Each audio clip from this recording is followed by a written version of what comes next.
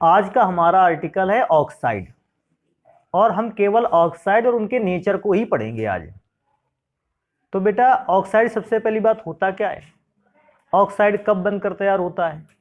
तो जब कोई एक विशेष तत्व ऑक्सीजन से रिएक्शन करते हुए बाइनरी कंपाउंड बनाए। बाइनरी कंपाउंड का अर्थ जानते हो? बाइनरी कंपाउंड का अर्थ होता है दो एलिमेंट्स से बना कंपाउंड।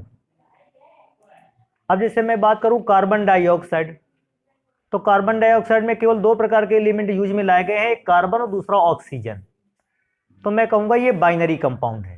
बाइनरी का मतलब समझ गए, केवल कार्बन और केवल ऑक्सीजन।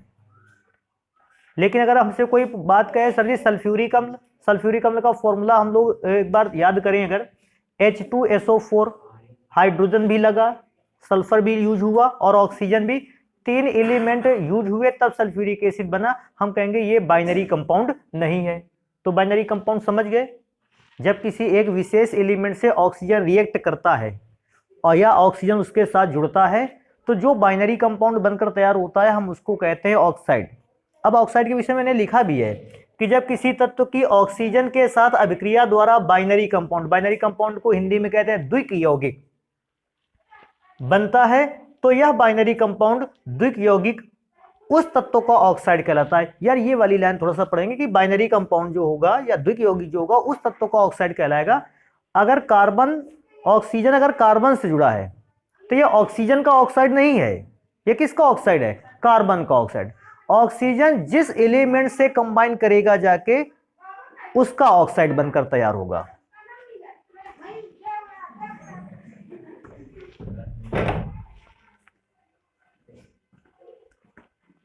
तो जब ऐसी आवाजें आने लगती हैं हम समझ जाते हैं कि बाहर कोई झगड़ा हो रहा है हल्का फुल्का। तो बाइनरी कंपाउंड समझ गए ना आप लोग? बाइनरी कंपाउंड में दो एलिमेंट होते हैं, एक मेन एलिमेंट और दूसरा उसका ऑक्सीजन। और जब भी कोई एलिमेंट ऑक्सीजन के साथ कंबाइन करता है या ऑक्सीजन उस एलिमेंट के साथ कंबाइन करता है, ऑक्सीजन का ऑक्साइड कभी नहीं बनता, उस एलिमेंट का ऑक्साइड बनता है। जैसे एल्यूमिनियम अगर ऑक्सीजन के साथ कंबाइन हो गया तो ये ऑक्साइड जो बनकर भी तैयार होगा ये किसका होगा? एल्यूमिनियम का ऑक्साइड। अब मैं ऑक्साइड्स की बात कर रहा था तो मैंने सबसे पहले इस बात को सीखना चाहा कि ऑक्साइड कितने प्रकार का होता है। बेटा दो प्रकार का ऑक्साइड होता है। ऑक्साइड मेनली दो टाइप के होते हैं, पहला सिंपल ऑक्साइड और दूसरा मिक्स ऑक्साइड्स।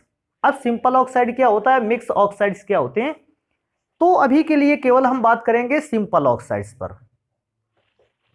सिंपल ऑक्साइड जब कोई एक एलिमेंट अपनी एकल अवस्था में, एकल अवस्था का मतलब बेटा कभी कभी होता क्या है ना, एक एलिमेंट एक से अधिक ऑक्सीकरण अवस्थाओं को प्राप्त कर सकता है। मैं एक दो के एग्जांपल भी दे सकता हूं। Fe आयरन, इसकी ऑक्सीडेशन स्टेज +2 भी होती है और +3 भी होती है। अभी हम लोगों ने पिछली एक क्लास पर शायद मेरे ख्याल से Fe की ही बात की थी।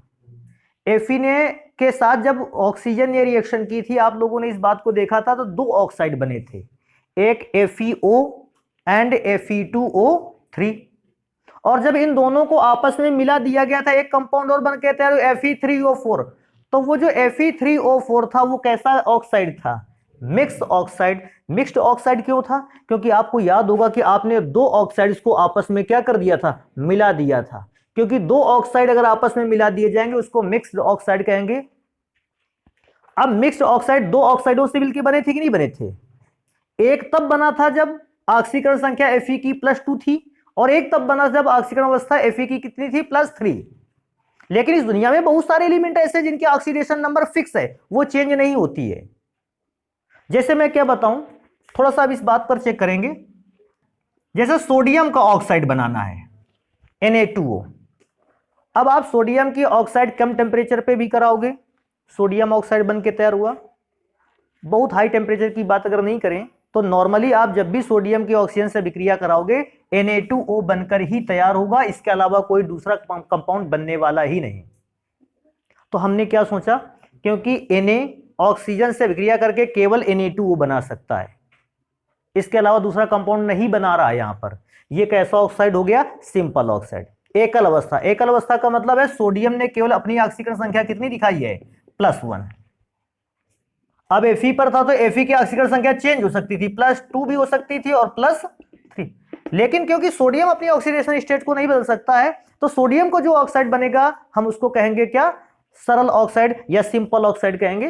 तो हमने उसके लिए लिख भी रखा है यहां कि धातु या अधातु कुछ भी हो, एकल अवस्था पर, केवल एक अवस्था पर, चाहे वो ऑक्सीकरण संख्या +2 की स्टेज पे हो, +3 की स्टेज, केवल एक ऑक्सीकरण संख्या अवस्था पर अगर वो ऑक्सीजन से क्रिया करके कोई ऑक्साइड दे रहा है, हम ऐसे ऑक्साइड को क्या बोलते हैं, सामान्य ऑक्साइड।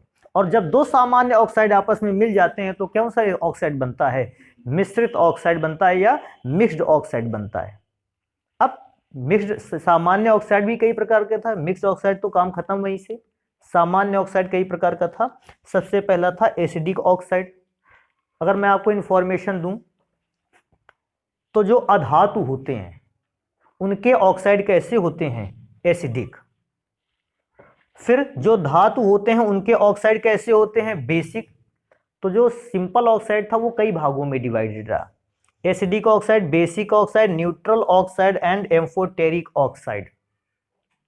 अब जिन ऑक्साइड का नेचर अम्लीय है, एसिडिक ऑक्साइड, जिन ऑक्साइड का नेचर क्षारीय है, बेसिक ऑक्साइड। कुछ ऐसे भी ऑक्साइड होंगे जिनका नेचर ना तो अम्लीय होता है ना ही क्षारीय होता है। मैं बताऊं ऑक्साइड, हाइड्रोजन ऑक्साइड H2O, जल, pH मान 7, कुछ याद आ रहा है पुरानी बातें, pH मान 7 आप कहते थे उदासीन होता है। ये एक ऐसा ऑक्साइड है जो न्यूट्रल है, ना तो अम्लीय है और ना ही क्षारीय है। लेकिन कुछ ऑक्साइड तो ऐसे भी होते हैं जो अम्लीय का नेचर भी दिखा सकते हैं और क्षारीय ऑक्साइड का भी नेचर दिखा सकते हैं। ऐसे ऑक्साइड को एम्फोटेरिक ऑक्साइड बोलते हैं। जैसे एल्यूमिनियम का ऑक्साइड Al2O3, अगर इसको अम्ल में डाल दिया जाएगा तो ये स्वयं को क्षार की तरह यूज करेगा।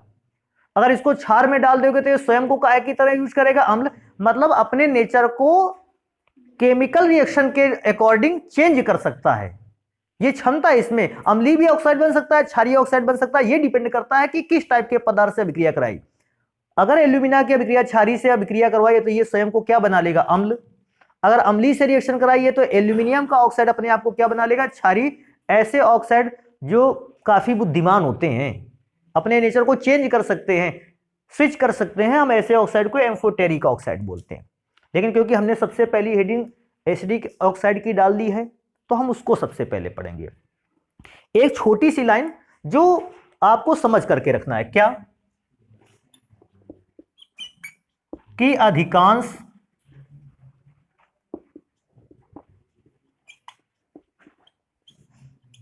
धातुओं के जो ऑक्साइड होते हैं, धातुओं के ऑक्साइड, सॉरी अम्लीय लिखा था ना, तो आप इसको लिखोगे अधातुओं के ऑक्साइड अम्लीय होते हैं।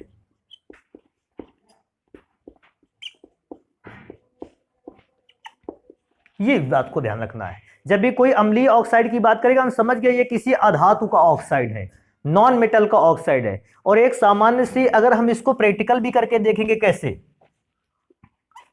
अगर किसी भी ऑक्साइड को आपको पता है अम्लीय है या क्षारीय, ये ज्ञात करना है, या आप ऐसे समझ सकते हैं कि आपके पास कोई अधातु का ऑक्साइड है, अधातु का ऑक्साइड है और उसका नेचर प्राप्त करना है कि अम्लीय है या नहीं है, तो बेटा उसको तुरंत आप क्या करो, किसके साथ मिला दो, जल के साथ। अगर जल के साथ मिला दोगे और विलयन काहे का बन जाए, अम्ल का विलयन बन जाए, या ऐसा कह सकते हैं कि विलयन अम्लीय हो। आपने जैसे देखा कि अधातु ऑक्साइड था, उसको मैंने जल में घोला और क्या बनकर तैयार हुआ, अम्ल। हम तुरंत जान जाएंगे जो भी ऑक्साइड हमको दिया गया था वो कैसा ऑक्साइड है, अम्लीय ऑक्साइड। अब देखो मैं इस पर बेस्ड रिएक्शन करके दिखाता हूं। हमारे पास बेटा एक ऑक्साइड है सल्फर का। बेटा सल्फर का ऑक्साइड का मतलब है ये अधातु है सल्फर, तो अधातु का ऑक्साइड है। हमको पता नहीं था सल्फर का ऑक्साइड नेचर में कैसा होता है, एसिडिक बेसिक कैसा होता है। हमने तुरंत इसको काहे पर घोल कर देखा, जल पर। बेटा जल पर घोलना है, सबको आपस में जोड़ दो, H2S1 H2SO3। बेटा आपको पता होगा यह सल्फ्यूरस अम्ल है। अगर आप चेक करोगे सल्फ्यूरस, हाँ अम्ल। अभी मैं बात करूंगा ये जो अम्ल बना है क्या ये अम्ल जल का नेचर है? आप कहोगे नहीं सर ये जल का नेचर नहीं, ये किसका नेचर है? Sulphur dioxide. क्योंकि सल्फर डाइऑक्साइड का ये नेचर कैसा आया है? अम्लीय। हम कहेंगे सल्फर डाइऑक्साइड अम्लीय ऑक्साइड है। नहीं समझ पाया अभी इस बात को? सल्फर डाइऑक्साइड जैसे गैस में घुली उसने अम्ल बनाया, मैं तुरंत पहचान गया कि जल का तो अपना कोई नेचर होता ही नहीं, ये तो उदासीन है। तो जल का अगर अपना कोई नेचर नहीं है तो इसका मतलब जो अम्ल वाला नेचर आ रहा है वो किसकी वजह से आ रहा है? सल्फर डाइऑक्साइड की वजह से। तो सल्फर डाइऑक्साइड एक अम्लीय ऑक्साइड है, ऐसे आप उसको प्रूफ कर दोगे। बेटा हमारे पास एक और ऑक्साइड है सल्फर ट्राइऑक्साइड। अगर इसका नेचर कहता है तो हम फिर इसको जल में डिसोल्व करेंगे, और बेटा जैसे जल में डिसोल्व करेंगे फिर से सबको जोड़ देते हैं, क्या बनकर तैयार होगा? H2SO4। ये कौन सा एसिड है? Sulphuric acid.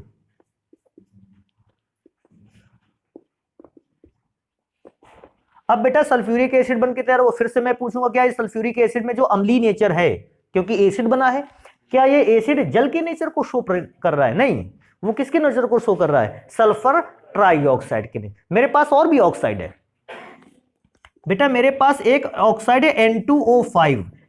अगर मैं इसको जल में घोल देता हूं, हमको N2O5 का नेचर पता करना था, मैंने तुरंत उसको जल में घोल दिया। और बेटा अगर देखें तो हाइड्रोजन 2, नाइट्रोजन 2, ऑक्सीजन 6 है, तो 2 को कॉमन कर सकते हैं, अंदर बनेगा जाके HNO3। इसको क्या बोलते हैं? Nitric acid. Nitric acid. फिर से वही बात कि नाइट्रिक एसिड का मतलब अम्ल बना, ये अम्ल जल का नहीं बल्कि किसका नेचर है? N2O5 का। मेरे पास इससे भी रिलेटेड एक अच्छा सा और रिएक्शन है CO2 प्लस H2O। CO2 का मतलब कार्बन डाइऑक्साइड गैस। ये गैस श्वसन क्रिया के दौरान हम लोग बाहर निकालते हैं। इसका नेचर कैसा है? तो बेटा इसको वाटर पे जैसे डिसॉल्व किया तो बेटा बनकर तैयार होता है पदार्थ H2CO3। इसको कार्बोनिक एसिड बोलते हैं, कार्बोनिक एसिड। और बेटा जो भी कोल्ड ड्रिंक वगैरह नहीं आती है ये कार्बोनिक एसिड ही है। इसका नेचर कैसा है? अम्लीय है। और ये अम्लीय नेचर जो है वो किसका गुण शो कर रहा है? Carbon dioxide. कि कार्बन डाइऑक्साइड की उपस्थिति के कारण इस पदार्थ का अम्लीय नेचर आ रहा है। ऐसे ही अगर बेटा आप इसका भी नेचर निकालोगे P4O10 और इसको भी बेटा जल में डिसॉल्व करोगे, जैसे वो इसको जल में डिसॉल्व करोगे आप खुद इस बात को देखोगे। बेटा सबको जोड़ के रख लेना एक साथ, सबको जोड़ के रखा तो बेटा इसमें से बनेगा H3PO4। H3PO4 का मतलब होता है, H3PO4 का रिएक्शन करोगे तो इसको कहते हैं फॉस्फोरिक एसिड। अब क्योंकि ये भी फॉस्फोरिक एसिड है, मैं समझ गया एसिड का जो नेचर है वो किसका है? P4O10 को। तो एक काम करेंगे, इनको जल्दी से नोट करेंगे, फिर पढ़ते हैं नेक्स्ट ऑक्साइड्स को।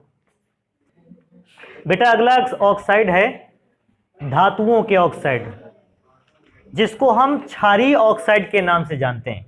और मैंने ऐसे देख रखा है कि अगर आपके पास अधिकांश जो धात्विक ऑक्साइड पाए जाते हैं, मेटेलिक ऑक्साइड, मैं ये नहीं कहता कि सारे के सारे मेटेलिक ऑक्साइड, अधिकांश जो मेटेलिक ऑक्साइड होते हैं उनका नेचर क्षारीय होता है। क्यों क्षारीय होता है? मैंने लिखा है कि अधिकांश धातुओं के ऑक्साइड क्षारीय होते हैं। क्यों क्षारीय होते हैं? क्योंकि ये जल में घुलकर क्या बनाते हैं? क्षार। और क्योंकि जल में घुलकर क्षार बनाते हैं इसको हम क्षारीय ऑक्साइड बोलते हैं। जैसे मैं अगर लिखना स्टार्ट करूं इनमें से, तो हमारे पास एक ऑक्साइड है कैल्शियम ऑक्साइड, धातु का ऑक्साइड। बेटा इसको जल से विक्रिया करवाएंगे तो जल से विक्रिया कैसे लिख सकते हो? HOH। वैसे अगर जल को ऐसे लिख दिया तो कोई प्रॉब्लम है नहीं। कैसे? बेटा ये OH वाला पार्ट मिलकर OH बनाएगा, ये OH अलग से बन जाएगा, कैल्शियम एक रह गया और OH कितने हो गए? 2। इसको लिख सकते हैं CaOH का होल ट्वाइस। अभी मैं क्या सोचता हूं, CaOH का होल ट्वाइस अगर आप वाटर पे डिसॉल्व है, ये आयंस में ब्रेक होगा तो कौन सा आयन देगा? OH minus charge. अगर आप दिखाना चाहते हो एक काम और कर सकते हो, यहां लिख सकते हो आयनन। अगर आयनन होगा तो Ca पर डबल प्लस और 2OH पर माइनस चार्ज। अब ऐसे तो समझ में आ जाएगा ना आसानी से कि क्षारीय नेचर है क्योंकि OH माइनस आयन दे रहा है। अभी दूसरा चेक करेंगे, बेटा हमारे पास एक और ऑक्साइड है, सोडियम का ऑक्साइड। अब हम इसकी अभी विक्रिया किससे करवाएंगे? जल से। जल का फॉर्मूला होता है HOH। बेटा तरीका फिर से वही है सेम। क्या होगा? ध्यान देने वाली बात है, एक ये OH बनेगा और एक ये OH बनेगा। Na भी तो 2 है, 2Na2OH से रिएक्शन करेगा, बनाएगा 2NaOH। अब 2NaOH जब आयनन होगा इसका, तो बेटा आयनन क्रिया के दौरान Na पे पॉजिटिव और OH पर कैसा चार्ज आएगा? नेगेटिव। तभी कुछ लोगों के दिमाग में ये बात आ सकती है कि सर जी ने यहां रिवर्सिबल एरो लगाया और यहां रिवर्सिबल एरो का यूज किया था पहले, लेकिन जैसे ही कंपाउंड देखा मैंने NaOH, मैंने उस रिवर्सिबल एरो को तुरंत हटा दिया, क्योंकि मैं समझ रहा था कि उस जगह गलती हो रही है। देखो कैसे, इसको कहते हैं चूना। चूना का अगर हम चूना को अगर हम जल में घोलें तो इसका आयनन होता है, आयन ब्रेक होते हैं, और आयन ब्रेक होने के बाद ये आयन फिर से आपस में तेजी से जुड़ते हैं, और क्योंकि फिर से तेजी से जुड़ते हैं, आयन ब्रेक हुआ और आयन फिर से तेजी से जुड़कर फिर CaOH का वोल्टेज बनाने लगते हैं। तो मैं क्या समझ गया? CaOH से आयनन के दौरान ये बना और वे आयन फिर एक दूसरे को अट्रैक्ट करके फिर CaOH को वोल्टेज बनाते हैं। रिवर्सिबल एरो लगाया। सामने विक्रिया के लिए अग्र दिशा का तीर और पिछली विक्रिया के लिए पश्चिम दिशा का एरो लगाया। लेकिन मैं NaOH पर यही बात ध्यान देता हूं। तो NaOH में होता क्या है? NaOH को जैसे ही जल में घोलते हैं ये आयन में बहुत ज्यादा टूटता है, लेकिन जो इसके आयन जो टूटे हुए हैं ये आपस में जुड़ने की प्रवृत्ति बहुत कम रखते हैं, मिनिमम। क्योंकि आपस में जुड़ने की प्रवृत्ति बहुत कम रखते हैं, मैंने उस अभिक्रिया को इग्नोर कर दिया कि ये इसका काम है आयनों में केवल टूटना, आयनों का जुड़ना तो बिल्कुल ना के बराबर है। इसलिए मैंने उस रिवर्सिबल एरो के साइन को क्या कर दिया? वहीं से हटा दिया। हमारे पास एक दूसरा भी ऑक्साइड है बेटा, इसको देखेंगे। इसको जानते हो, मैग्नीशियम ऑक्साइड। अगर बेटा इसको हम जल के साथ विक्रिया करवाते हैं HOH, अब ये वाली बात तो जानी जाओगी, क्या बनकर तैयार होने वाला है? MgOH का होल ट्वाइज। फिर से अब वो वाली बात करके दिखाने की कोई आवश्यकता नहीं कि OH आयनों में टूटता है, कर लेना अपना। नहीं कर पाओगे? पूछेगा सर जी ये तो बता देते इसमें रिवर्सिबल एरो लगेगा कि नहीं लगेगा? लगेगा इसमें रिवर्सिबल एरो। मैं बना दूं भैया, कभी कभी क्या होता है, इसका यहां लिख देंगे क्या होने वाला है? आयनन। और बेटा आयनन होगा तो Mg पर डबल पॉजिटिव चार्ज और OH पर माइनस चार्ज। हालांकि 2OH होगा तो मैं बैलेंस भी कर लेता हूं रिएक्शन को। अभी ध्यान देने वाली बात है, सर जी ने इसको रिएक्शन को कंप्लीट किया। बेटा इसको मिल्क ऑफ मैग्नीशिया भी कहते हैं। और आपको बता दें, पेट में कभी कभी जब एसिडिटी बढ़ जाती है, एक नॉर्मल सी दवा होती है milk of magnesia. Milk of magnesia का नेचर कैसा है? क्षारी। ये पेट में उपस्थित अम्लीयता को क्या कर देता है? या तो कम कर देता है या समाप्त कर देता है, और जैसे समाप्त करता है हम लोगों को आराम मिल जाता है। तो मिल्क ऑफ मैग्नीशिया एक माइल्ड बेस है, एक हल्का क्षार है, एक दुर्बल क्षार है। क्योंकि ये भी बात मैं क्या सोचता हूं, अभी मेरे दिमाग में एक बात बच्चों के भी दिमाग में है कि सर जी साबुन भी तो क्षार है, तो हम मिल्क ऑफ मैग्नीशिया को छोड़कर साबुन ना ले लें? बेटा जो साबुन है वो NaOH और KOH से बना है और ये प्रबल क्षार है। और होता क्या है, अगर उसको आप ले लोगे तो ये पेट में अम्ल को तो समाप्त ही करेगा और पूरा वहां का एरिया कैसा कर देगा? बेसिक क्षारी कर देगा, जिसका नुकसान भी है अपने। तो हमको एक दुर्बल क्षार चाहिए होता है, समझे ना? तो जो मनुष्य वाली कैटेगरी है उसको वहीं पर रखो, जबरदस्ती अपने मन से वैज्ञानिक बनने की कोशिश ना करें। एक और रिएक्शन लिखेंगे इसी में से, क्योंकि जगह है तो रिएक्शन लिख देंगे एक। बेटा एक और आता है K2O, इसको पोटेशियम ऑक्साइड बोलते हैं। अगर इसकी अभिक्रिया जल से करवा दी तो बेटा जल से अभिक्रिया करने के बाद बनता है 2KOH। और बेटा इसका आयनन कहेगा सर जी रिवर्सिबल एरो लगाए, मत लगाओ रिवर्सिबल एरो। इसका भी जब आयनन होता है तो आयनन के दौरान K पर पॉजिटिव चार्ज और OH पर कैसा चार्ज आता है? Negative charge. ये बातें तो सामान्यतः आपके समझ में आ गई, लेकिन कुछ बातें यहां पर भी हमको नोट करके रख लेना चाहिए। क्या बातें नोट करके रख लेना चाहिए कि जब भी कोई धातु, ध्यान रखो इस बात को, जब भी कोई धातु अपनी अधिकतम ऑक्सीकरण संख्या को ग्रहण करने वाली होती है, या अगर किसी धातु के ऑक्साइड का फॉर्मूला मिला और धातु के ऑक्साइड के फॉर्मूले में धातु की ऑक्सीकरण संख्या +5, +6, +7 जा रही है, मतलब मैं क्या सोचता हूं, मेटल में एक नॉर्मल ऑक्सीडेशन स्टेज कहां तक होती है, +3। मैक्सिमम जब बहुत गया तो मेरे हिसाब से सोचने में आता है कि +4। लेकिन कभी कभी मेटल के कुछ ऐसे भी ऑक्साइड है जिसमें उसकी ऑक्सीडेशन स्टेज +4, +5, +6, +7 भी है। अगर कोई मेटल का ऑक्साइड हायर ऑक्सीडेशन स्टेज को फॉलो कर लेता है तो फिर वो ऑक्साइड क्षारीय नहीं होता है, बल्कि प्रकृति में होता है अम्लीय। तो ये भी ध्यान रखना कि अगर किसी भी तत्व की मेटल ऐसे होते हैं कुछ जिनकी ऑक्सीकरण संख्या क्या होती है, +6, +7, +5 के आसपास पहुंचती है, ऐसे मेटल के ऑक्साइड प्रकृति में कैसे होते हैं, अम्लीय। मैं अगर यहां पर निकालूंगा तो मैग्नीशियम की ऑक्सीडेशन स्टेज है अगर मैं चेक करूंगा तो +4 तक, इसके ऊपर नहीं है। सोडियम की चेक करेंगे तो इसका भी +2, +1, इसके ऊपर नहीं जाएगा।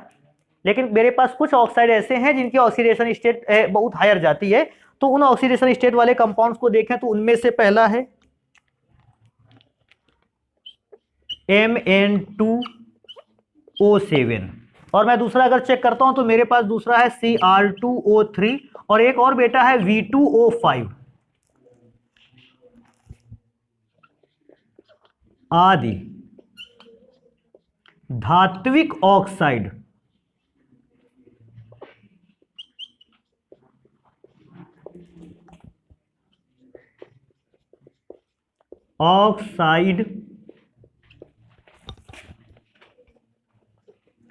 प्रकृति में अम्लीय होते हैं।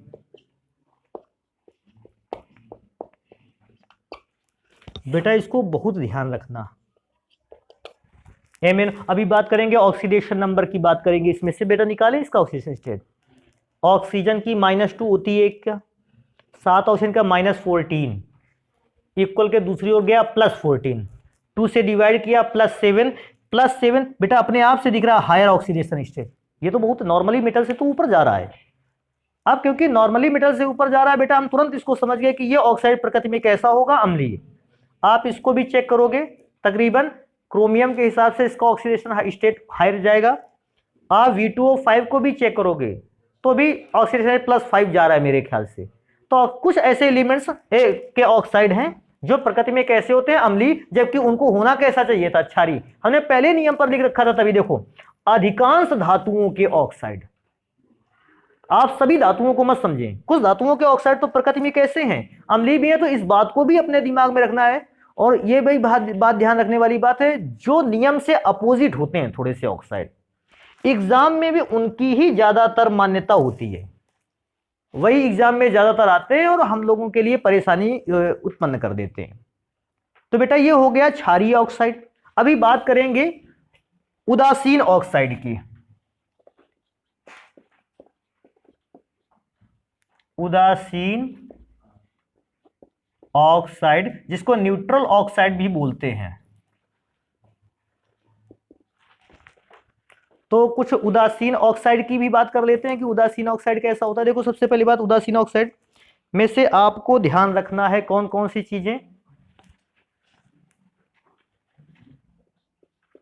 N2O नाइट्रस ऑक्साइड, एक और आपको मिलेगा NO नाइट्रिक ऑक्साइड, और इसके बाद अगर देखा जाए तो एक ऑक्साइड और है H2O, एक ऑक्साइड और है हमारे यहाँ CO कार्बन मोनोऑक्साइड। ये सारे के सारे ऑक्साइड अगर आपसे कभी पूछता है तो हम बताते हैं उदासीन ऑक्साइड है। तो अगर कभी भी हमसे उदासीन ऑक्साइड की बात करेगा तो फिर से मैं रिपीट कर दूं, nitrous oxide, nitric oxide, hydrogen oxide, और इसको बोलते हैं कार्बन मोनोऑक्साइड। इसको तो सभी लोग जानते होंगे, ये कैसा है, जल है, और आपने इसको बताया भी था कि ये उदासीन ऑक्साइड है। इसको क्या है ना कि जल के विषय में हम लोगों ने बहुत पिछली क्लासों में भी पढ़ा था। तो वो हमें पहले से भी पता है कि न्यूट्रल ऑक्साइड है, बिकॉज ऑफ इन सभी के अगर मैं पीएच वैल्यू देखता हूं तो अप्रोक्सीमेटली कितने के आसपास होता है, 7 के आसपास। हम इसको देखते ही बता देते हैं कि ये ऑक्साइड जो है प्रकृति में कैसा है, उदासीन। एक काम करते हैं, इनको नोट करते हैं फिर बाकी पढ़ते हैं। बेटा नेक्स्ट टाइप के ऑक्साइड पे चलते हैं। अगले प्रकार का ऑक्साइड है एम्फोटेरिक ऑक्साइड, जिसको हम उभयधर्मी ऑक्साइड भी कहते हैं। मैं बता रहा था अभी कुछ देर पहले कि ये ऐसे ऑक्साइड होते हैं, अगर इसको अम्लीय विलयन में डाल दिया जाए तो ये स्वयं को क्षार की भांति बना लेते हैं, और अगर इनको क्षारीय विलयन में डाल दिया जाए तो ये स्वयं को कैसा बना लेते हैं, अम्ल की तरह यूज करते हैं। मैंने लिख भी रखा है कि वे ऑक्साइड जो अम्ल से क्रिया पर क्षार की भांति व्यवहार दर्शाते हैं, जबकि क्षार पर क्रिया से अगर हम उसको चेक करते हैं तो ये अम्ल की भांति व्यवहार प्रकट करते हैं। ऐसे ऑक्साइडों को हम उभयधर्मी ऑक्साइड कहते हैं। उभयधर्मी ऑक्साइड भी अपने आप होता जाता है। अम्लीय ऑक्साइड, क्षारीय ऑक्साइड तो नॉर्मल है, मेन तो उभयधर्मी और न्यूट्रल ऑक्साइड की डिमांड है। तो उभयधर्मी ऑक्साइड में Al2O3 एल्यूमिनियम का ऑक्साइड, इसको एल्यूमिना बोलते हैं, सिलिका बोलते हैं इसको, सिलिकॉन का ऑक्साइड भी उभयधर्मी होता है और ZnO का ऑक्साइड भी उभयधर्मी होता है। ये तीनों ऑक्साइड दोनों प्रकार का व्यवहार दिखा सकते हैं, अम्लीय और क्षारीय। अगर मैं अम्लीय और क्षारीय का नेचर इसको दिखाना भी चाहूँ तो मेरे पास दो रासायनिक अभिक्रियाएं हैं, जिस पर एक बार हम Al2O3 की अम्ल से रिएक्शन करेंगे तब ये क्षार की तरह व्यवहार दिखाएगा। अभी सोचने वाली बात है, अगर हम इसके अम्ल से विक्रिया करें, Al2O3 क्षार बन गया, तो अम्ल और क्षार आपस में मिलकर क्या बनाएंगे, लवण। अगर एल्यूमिना Al2O3 एक बार अम्ल से अभिक्रिया करके लवण बना लेता है, इसका मतलब Al2O3 क्षार की तरह व्यवहार कर रहा था। अगर एक बार Al2O3 क्षार से अभिक्रिया करके लवण बना लेता है तो मैं क्या सोचूंगा कि ये अम्ल की तरह व्यवहार कर रहा है। तो इस तरह से हम एल्यूमिना के नेचर को बता पाएंगे। तो एल्यूमिना के नेचर को बताने के लिए हम रिएक्शन को स्टार्ट करते हैं। देखो हमारे पास पहला रिएक्शन है Al2O3 पर अगर हम रिएक्शन करवाते हैं 6HCl की और वो भी 3H2O की प्रेजेंस में, तो बेटा करना कुछ भी नहीं, सबको जोड़ करके लिख देना है केवल। अभी ध्यान देने वाली बात है, मैं पूछता हूं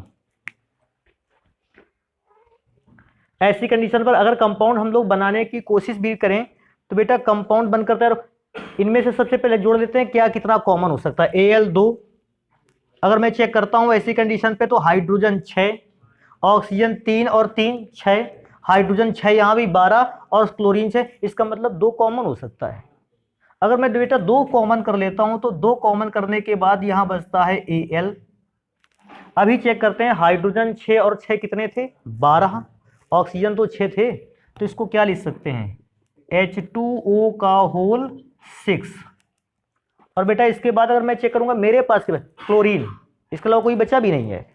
अगर क्लोरीन को चेक करेंगे बेटा 6 क्लोरीन है क्या, 6Cl-, इसको मैं जस्ट साइड में लिखता हूं। मैंने माइनस क्यों लगाकर लिखा है उधर, ताकि हमें यह पता चल सके कि जब ये कंपाउंड आयन में टूटा तो ना तो इसके पास H+ आयन था और ना इसके पास OH- आयन। अभी ऐसा भी लिख सकते हो, देखो सोचो,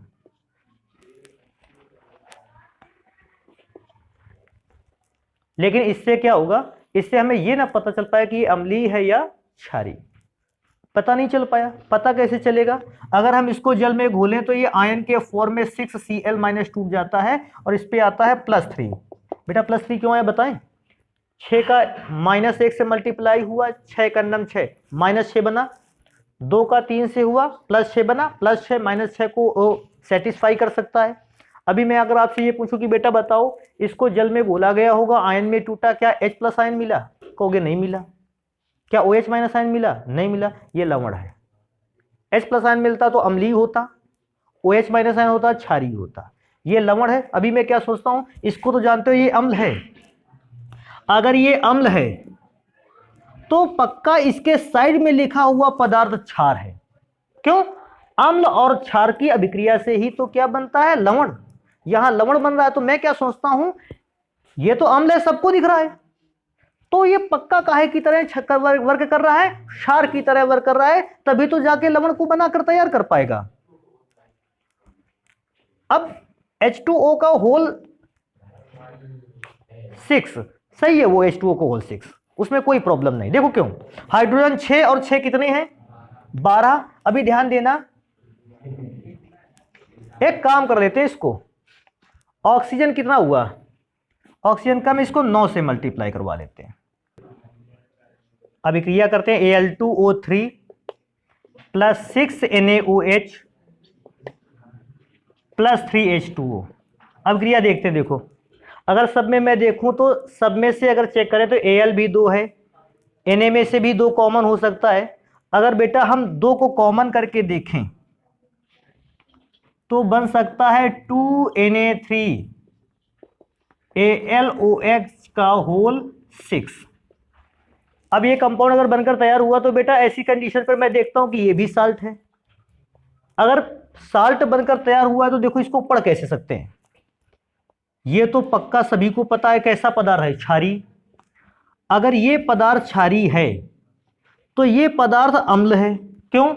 अगर ये अम्ल ना होता तो अम्ल और क्षार की अभिक्रिया से लवण ना बनता। मैं क्या सोचता हूं, अगर ये पदार्थ क्षार है तो ये 100% कन्फर्म है कि ये पदार्थ कैसा होगा, अम्लीय। अभी मैं क्या देखता हूं, एक रिएक्शन में इसने क्षारीय नेचर दिखाया है और एक रिएक्शन में कैसा नेचर दिखाया, अम्लीय। और वो भी नेचर इस प्रकार का दिखाया है कि अम्ल के साथ जब था बेसिक नेचर दिखा रहा था, क्षार के साथ था वो एसिडिक नेचर, अम्लीय नेचर को दिखा रहा था। तो हम इस प्रकार के ऑक्साइड को कहते हैं एम्फोटेरिक ऑक्साइड। अभी बात करते हैं नेक्स्ट टाइप के ऑक्साइड की, मिश्रित ऑक्साइड की। मिश्रित ऑक्साइड क्या होता है, जब कभी 2 ऑक्साइड आपस में क्या हो जाते हैं, मिला करके दिए जाते हैं, हम ऐसे ऑक्साइड को बोलते हैं मिश्रित ऑक्साइड। मैंने डिफिनेशन में भी यही चीज लिखी है। अब बात आएगी सर जी Fe3O4 लिखा, ये किसका ऑक्साइड है, मिश्रित ऑक्साइड है। अभी बताते हैं बेटा, Fe3O4 2 प्रकार के ऑक्साइड का मिक्सचर है। पहला अगर मैं चेक करता हूं तो FeO और दूसरा अगर मैं चेक करता हूं तो Fe2O3। अब ध्यान से देखो, अगर इन दोनों ऑक्साइड्स को मिला दिया जाए तो क्या बनेगा, Fe3O4। Pb3O4 भी 2 प्रकार के ऑक्साइड का मिक्सचर है, 2PbO। और मैं इसकी बात करता हूं तो ये है PbO2। अगर चेक करें दोनों को तो देखो ध्यान से, 2Pb और एक Pb मिलकर कितना हुआ, Pb3। O यहां भी 2 है, वहां भी 2 है, तो O4 हो गया। अब मैं इसको भी पता करूं तो बेटा ये भी 2 ऑक्साइड्स का मिक्सचर है। पहला है 2MnO और दूसरा है MnO2। इनको भी मिला करके देखना, 2Mn एंड Mn मिलकर Mn3 बनाएगा और O अगर चेक करोगे 2 और 2 मिलकर 4 बनाएगा। तो ये वे ऑक्साइड हैं जो एक नहीं बल्कि 2 ऑक्साइड से मिलकर बने होते हैं। अभी लास्ट में मैंने एक लाइन और लिख रखी है यहां पर। कभी कभी हम लोगों से ऐसा भी पूछ लेता है कि आवर्त सारणी में बाएं से दाईं ओर चलने पर जो एलिमेंट्स मिलते हैं उनके ऑक्साइडों की अम्लीय या क्षारीय प्रकृति का निर्धारण करिए। फिर मैं दोबारा इसको रिपीट कर देता हूं, क्या बोलता है कि आवर्त सारणी में बाएं से दाईं ओर चलने पर जो भी एलिमेंट मिलते हैं उनके ऑक्साइडों का नेचर बताइए। तो बेटा मैंने देखो, आवर्त सारणी में चलोगे अगर लेफ्ट टू राइट, सबसे पहले सोडियम मिलेगा, मैग्नीशियम मिलेगा, एल्यूमिनियम मिलेगा, सिलिकॉन मिलेगा, फास्फोरस, सल्फर, क्लोरीन, और लास्ट में कहेगा कि सर जी इसके बाद आर्गन को नहीं लिखा। बेटा आर्गन अक्रिय एलिमेंट है और उसकी बात भी नहीं करेंगे। एक तो अक्रिय एलिमेंट का ऑक्साइड नहीं बनेगा और उसकी बात भी नहीं करेंगे। तो सोडियम का जो ऑक्साइड होगा बेटा वो अत्यंत क्षारीय होगा, अर्थात हम ऐसा कह देते हैं प्रबल क्षारीय होगा। तो प्रबल क्षारीय होगा। मैग्नीशियम के ऑक्साइड को अगर बोला जाए बेटा दुर्बल क्षारीय होगा, लेकिन तभी मुझे Al2O3 मिलता है। Al2O3 क्षारीय होगा कि अम्लीय की उभयधर्मी, उभयधर्मी। और मैं क्या देखता हूं कि उभयधर्मी केवल Al2O3 ही नहीं होता, SiO2 भी होता है। तो यहां से यहां तक कैसे थे, उभयधर्मी। मतलब ना तो आप ऐसा कह सकते हैं ये अम्ल की तरह भी व्यवहार कर सकते थे, क्षार की तरह भी, एक नेचर नहीं शो कर सकते थे। इसके बाद बेटा P4O10 आया, ये दुर्बल अम्लीय, SO2 अम्लीय और ये प्रबल अम्लीय। तो इस प्रकार से बेटा ऑक्साइड का थोड़ा सा नेचर याद रखना कि अगर किसी आवर्त सारणी में अगर बोलता है किसी आवर्त में बाएं से दाएं चलने पर जो एलिमेंट आते हैं उनके ऑक्साइड के नेचर कैसे हैं, तो आप उनके ऑक्साइड्स के नेचर को इस प्रकार से शो कर पाओगे। तो ये बेटा ऑक्साइड्स को हम लोगों ने पढ़ लिया। नेक्स्ट क्लास पे मिलेंगे तो हम लोग ओजोन के विषय में अपनी पढ़ाई को आगे बढ़ाएंगे।